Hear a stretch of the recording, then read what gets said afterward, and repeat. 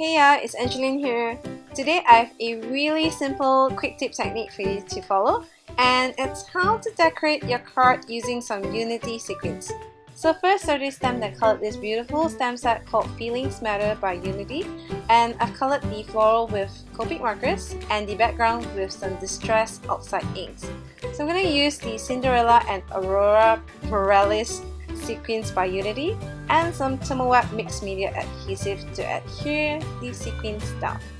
So I'm just going to place random dots on my card and just grabbing the sequins randomly and just placing them on my card.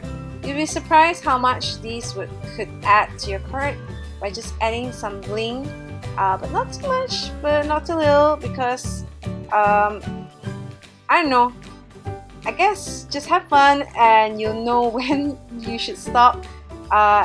When you think and feel that the card is okay to you, I guess that's the indicator.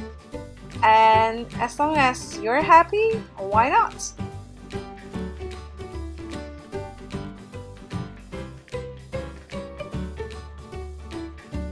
So just check out how blingy and shiny and pretty the sequins are on the card. So I hope you enjoyed this really quick tip technique, and thanks for watching. Bye!